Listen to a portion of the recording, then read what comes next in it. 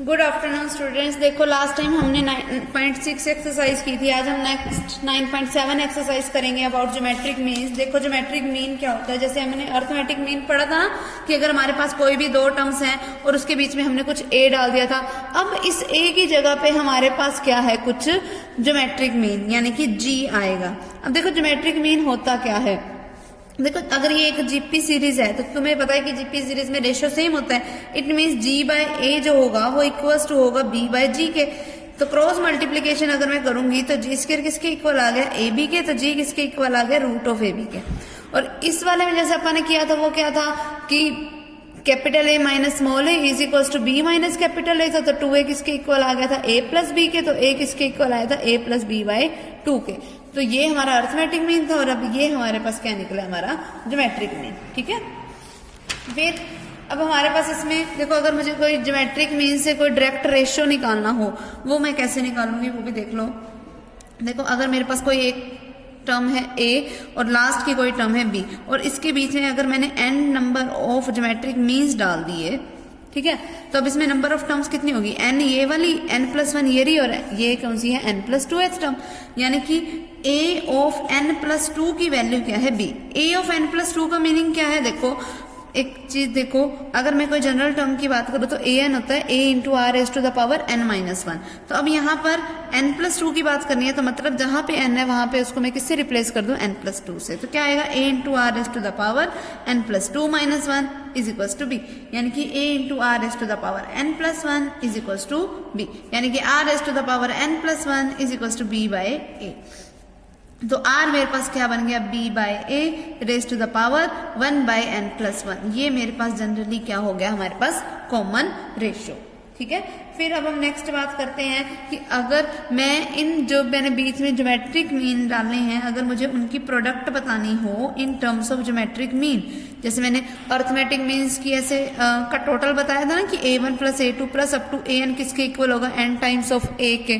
ठीक है, उसी तरीके से मुझे ये भी बताना है। अब मुझे इनकी क्या लेनी है, प्रोडक्ट लेनी है। देखो सबसे पहले g1 क्या होता है, देखो अगर मेरे पास ये कोई सीरीज है तो इसके अकॉर्डिंग a1 a के इक्वल है, a2 किसके इक्वल है, g1 के।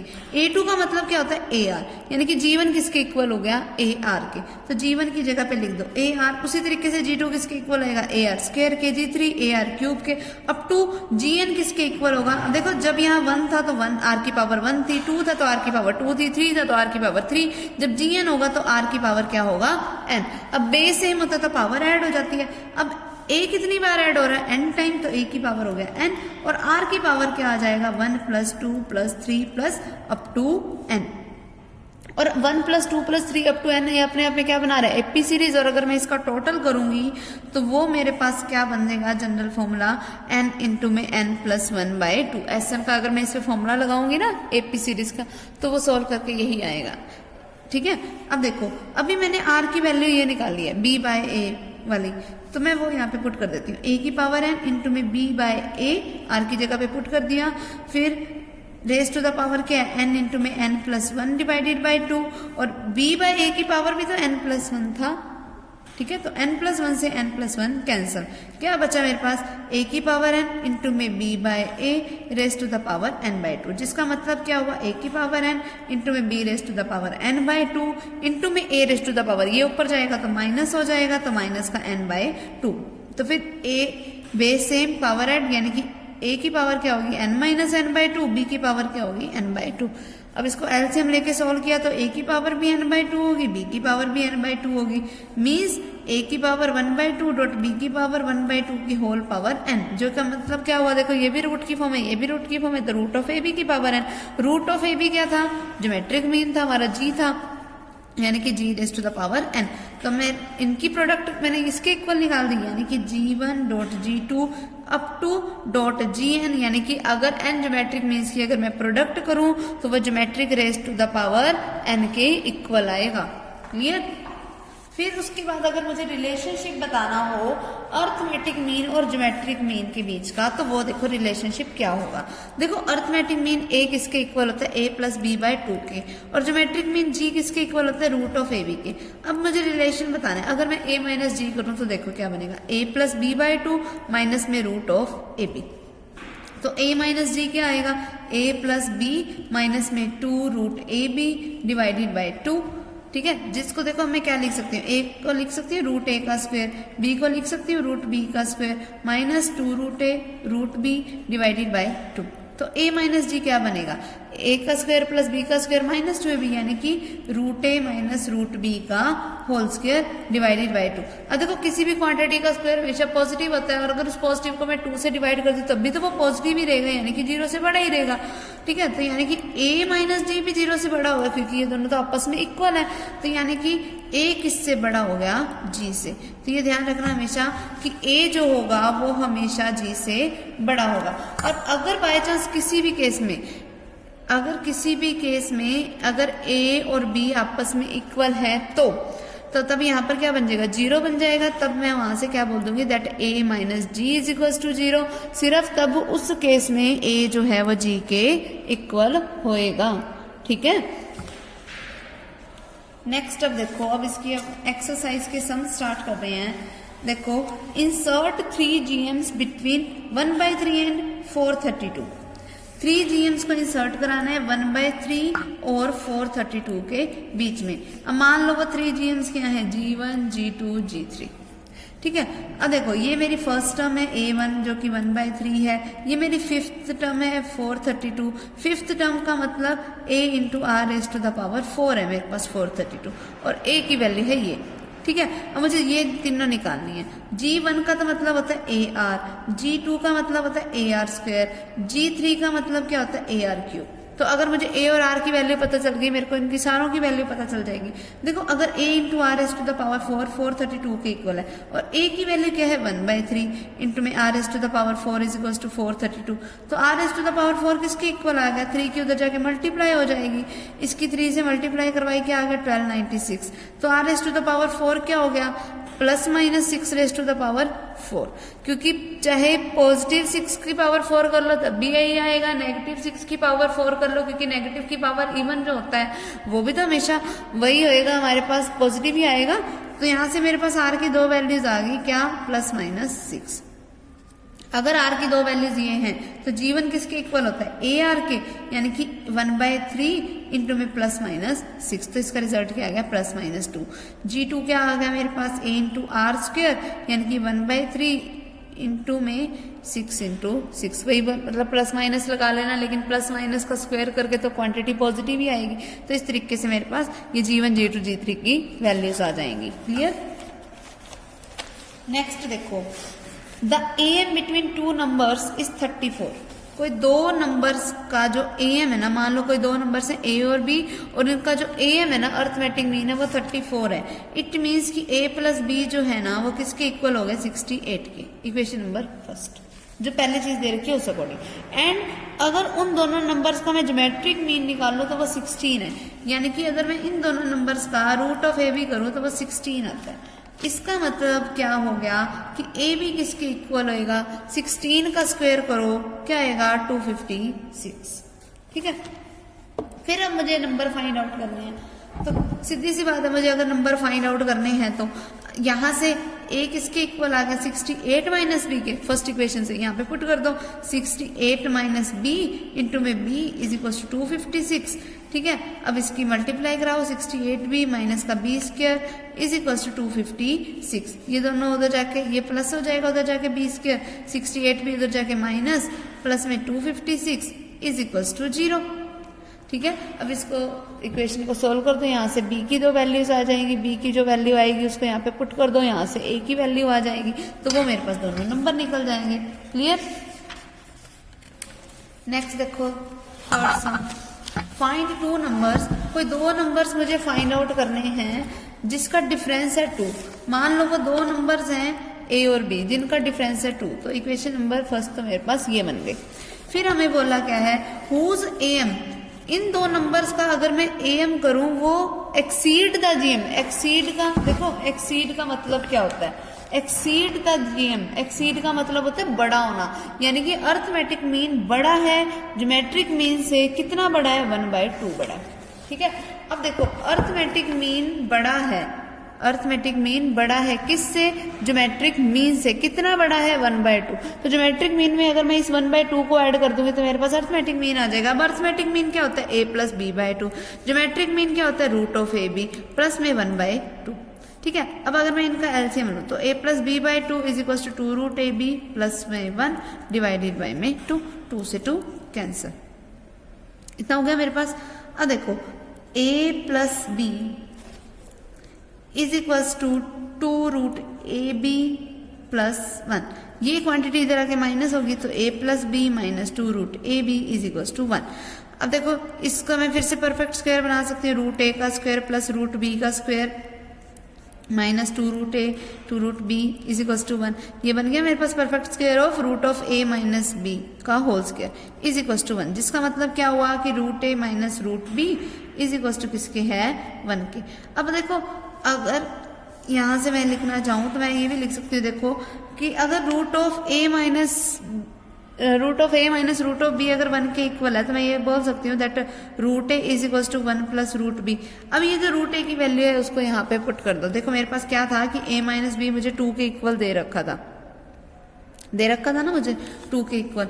तो एक तो तरीका ये है कि इसकी भी तुम फॉर्म कन्वर्ट कर लो। कैसे कि मैं इसको लिख सकती हूँ √a का स्क्वायर माइनस √b का स्क्वायर भी 2 के इक्वल है, तो यानी कि √a - √b इंटू में √a प्लस √b = किसके, 2 के। अब मेरे पास क्या था, √a - √b तो 1 के इक्वल है, तो ये तो 1 हो गया।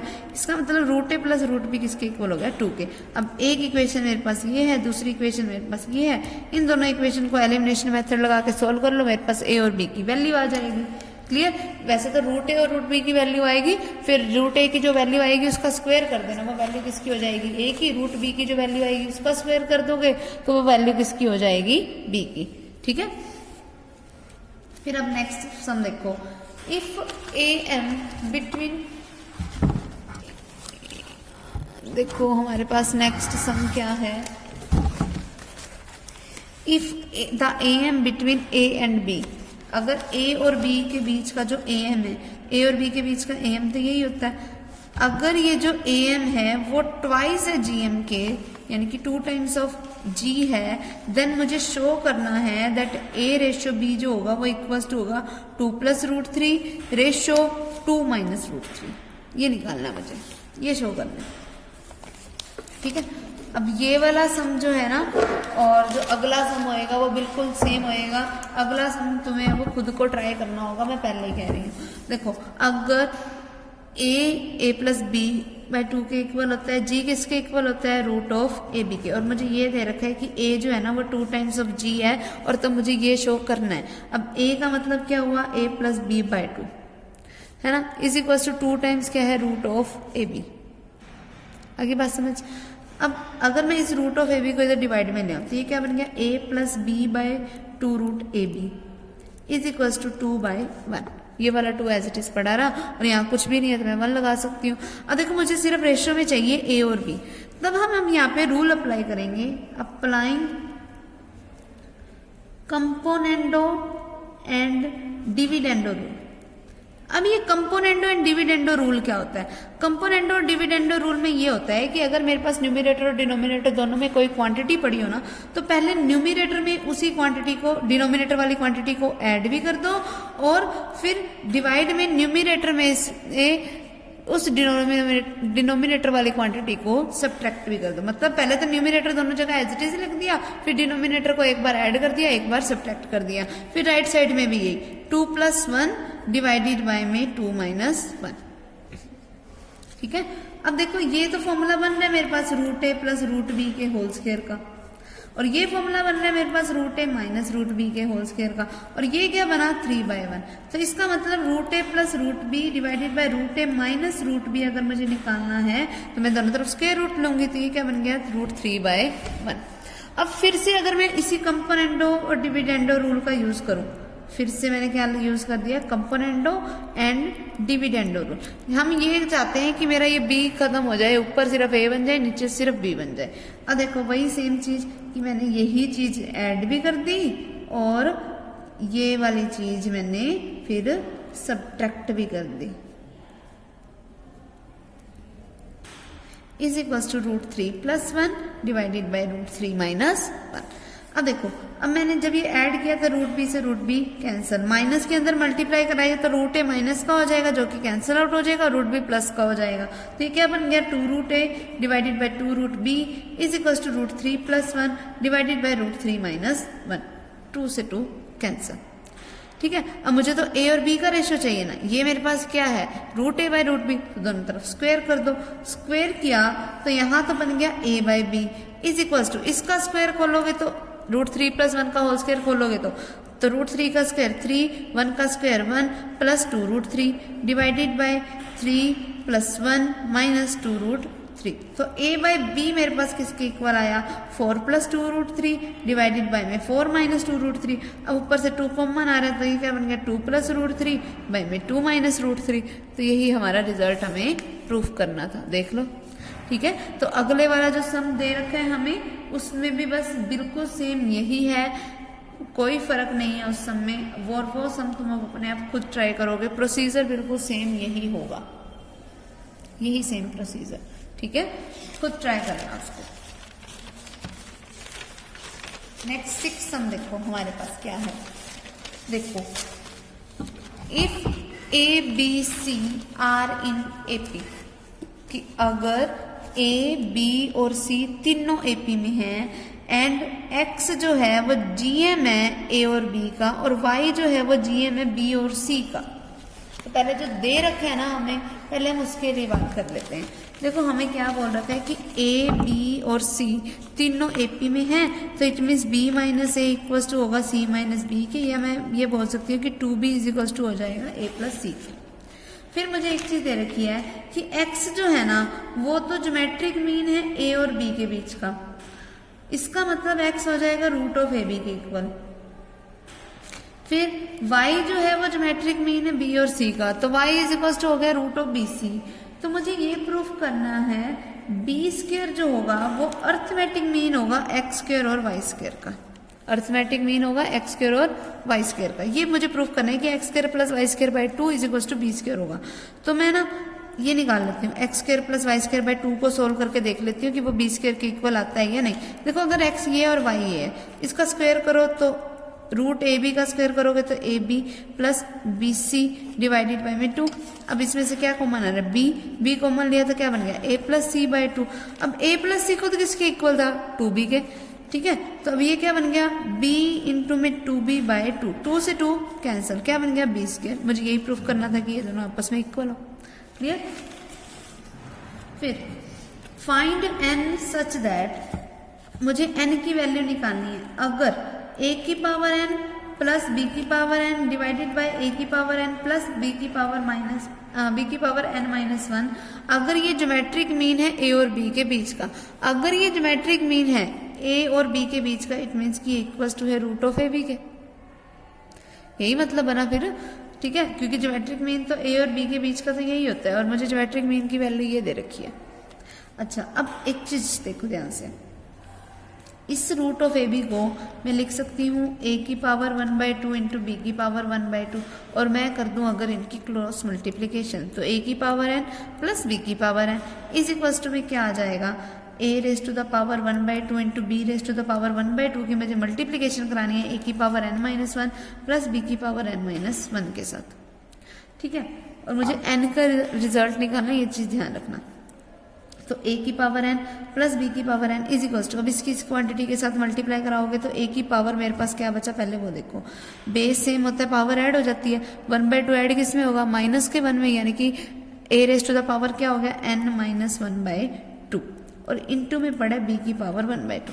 फिर प्लस, अब इसके साथ मल्टीप्लाई कराऊंगी तो a की पावर 1/2 इंटू b की पावर n-1/2। अब इस क्वांटिटी को इधर ले आओ, a की पावर n माइनस a की पावर n-1/2 इंटू में b की पावर 1/2 इज इक्वल टू, अब इसको उधर ले जाओ b की पावर n को, तो ये क्या बन गया a की पावर 1/2 इंटू b की पावर n-1/2 इंटू में b⁻² 1/2।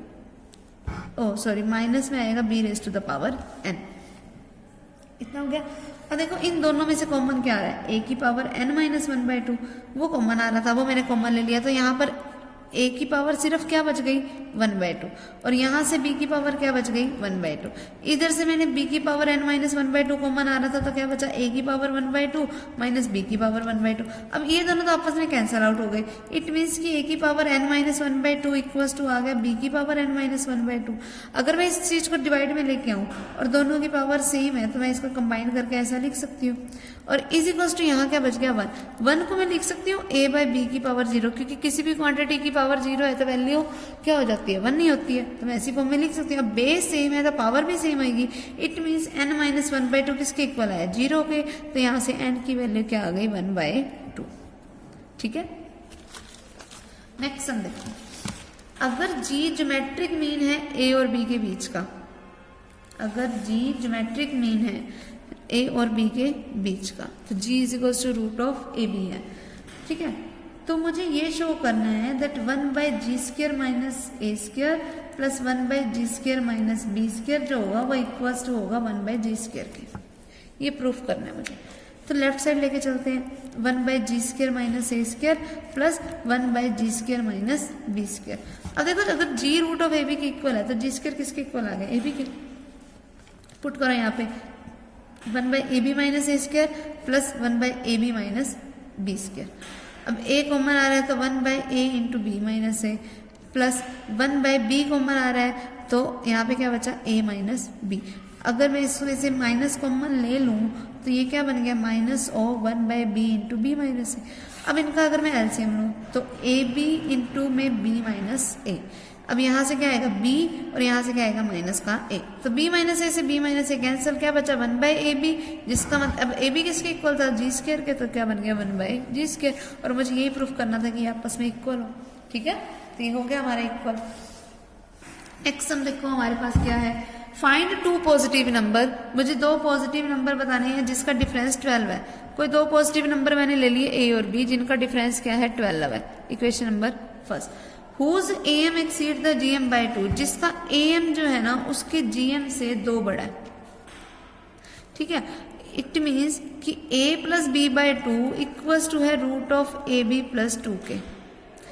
ठीक, फिर अगर मैं इसको इधर लेके आऊं तो a plus B by 2 minus में root of A B is equals to 2। अब अगर मैं इनका एलसीएम लूँ तो 2 आएगा तो क्या बनेगा a plus B minus 2 root A B is equals to 2। तो क्या बन गया यहाँ से root A minus root B का होल स्क्वायर, जैसे पहले किया अपने, इज इक्वल्स टू किसके है 4 के, तो root A minus root B किसके इक्वल आ गया 2 के। ठीक है, अब वही सेम चीज जैसा पहले भी एक सम आ चुका है, यहाँ से इसके भी फैक्टर बना लो। a माइनस बी अगर 12 के इक्वल था तो इट मीन्स क्या है कि root A minus root B into root A plus root B किसके इक्वल आ गया 12 के। अब root A minus root B किसके इक्वल है 2 के, तो root A plus root B किसके इक्वल आ गया 12/2, जिसका मतलब क्या हुआ 6। अब इन दोनों इक्वेशंस को एलिमिनेशन मेथड लगा के सोल्व कर लो, ए और बी की वैल्यू आ जाएगी हमारे पास। ठीक है, तो हमारे पास क्या है last sum of this exercise. देखो, if A be the arithmetic mean of B and C, यानी कि ए किसके इक्वल हो गया बी प्लस सी बाय 2 के, और बी अगर ज्योमेट्रिक मीन है ए और सी का तो बी इज इक्वल टू है रूट ऑफ ए सी। ए पहले अर्थमेटिक मीन दे रखा है मुझे तो मैंने अर्थमेटिक मीन ले लिया बी और सी का, फिर बी मुझे ज्योमेट्रिक मीन दे रखा है ए और सी का, तो b इज इक्वल टू क्या आ गया root of A C. Then मुझे ये शो करना है that 1/a 1/c 1/b are in AP. अब देखो ये एपी में होंगे कब, जब इनका डिफरेंस सेम होगा कि 1/c minus 1/a equals to आ जाए 1/b माइनस 1/c के, है ना। लेफ्ट साइड लेके चलो, एलसीएम लिया लेफ्ट साइड में क्या आ गया सी ए, जिसका मतलब ये ऊपर बन गया a माइनस सी बन गया। और देखना जो मुझे गिवन था a is equals to B plus C by 2, it means 2a is equals to B plus C. 2a is equals to B plus C means a plus a is equals to B plus C. ठीक है, अब यहाँ से c को इधर ले आओ तो a minus C is equals to B minus a, ऐसा कुछ, ताकि हमें जिसकी जरूरत पड़े हम वही यूज कर सकें। अब इस a माइनस सी को एज इट इज रहने दो, और अगर देखो b अगर रूट ऑफ ए सी के इक्वल है इट मीन्स b स्क्वायर किसके इक्वल है ए सी के, तो यहाँ पर क्या बन गया b स्क्वायर। आगे समझ, ये लेफ्ट साइड बन गई हमारी। अब राइट साइड पे आओ, राइट साइड क्या है मेरे पास 1/b माइनस 1/c। अब एलसीएम क्या बनेगा BC, BC तो यहां से क्या बन गया C माइनस B, ये बन गया। अब देखो C माइनस B बने मेरे पास। अगर देखो C की पहले अगर मैं वैल्यू निकालूं यहां से, अगर 2ab प्लस C के इक्वल है तो C की वैल्यू क्या होगी 2a माइनस B, और एक माइनस का B पहले पड़ा है, डिवाइडेड बाय में पड़ा है BC। ठीक है, तो ये क्या बन गया 2a minus 2b divided by में BC, 2 कॉमन आ गया, यानी कि क्या बन गया a minus b divided by में BC। ठीक है, फिर क्या बन गया हमारे पास, देखो नेक्स्ट, अब मुझे इसकी फॉर्म को कन्वर्ट करना है। देखो अब a माइनस सी अगर b माइनस ए के इक्वल है तो a माइनस बी किसके इक्वल होएगा c माइनस ए के। माइनस अगर मैं कॉमन ले लूँ तो माइनस का 2 टाइम या सीधा लिखो 2 times of c minus A divided by में क्या आ गया मेरे पास bc। ठीक है, अच्छा फिर नेक्स्ट, अब देखो हमारे पास, अब मुझे इसकी फॉर्म को कन्वर्ट करना पड़ेगा। देखो यहां पर तो है हमारे पास सिर्फ BC है ना। अब अगर मैं B को लिख दूं रूट ऑफ AC, मुझे इस 2 को खत्म करना है भाई।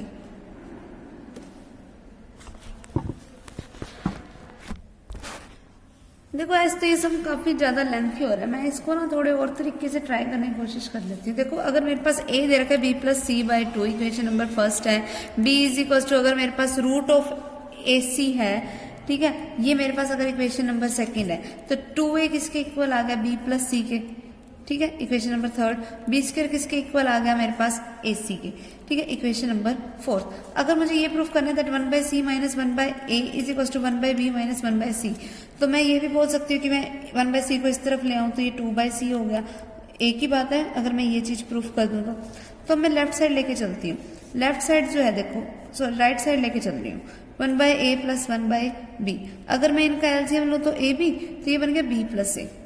ठीक है, अब मैं ऊपर नीचे दोनों तरफ ना c से अगर मल्टीप्लाई करा दूं तो क्या बन गया cb plus ac divided by में abc। अब देखो मेरे पास जो ac था वो किसके इक्वल था b स्क्वायर के, तो मैं लिख सकती हूँ इसको cb प्लस में b स्क्वायर डिवाइडेड बाय में abc। अब b ऊपर से कॉमन आ रहा है, अंदर क्या बच गया c plus b divided by में abc।